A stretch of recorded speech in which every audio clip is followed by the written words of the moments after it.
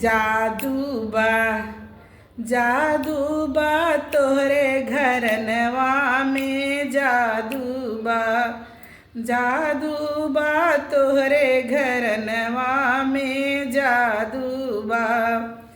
कि राजा खेलई शिकार गए जंगल माझार उहाँ भई तकरार निकल पड़ी तलवार रथ के चक्का ग टूट उनकर हिम्मत ग छूट भरत लाल के मम्मी कहाँ वहीं अंगुरी के रथ पे चक्र डोला बीच डगर मैदनवा में जादू बा जाहिर बा तोहरे घरनवा में जादू बा तोहरे घरनवा में जाहिर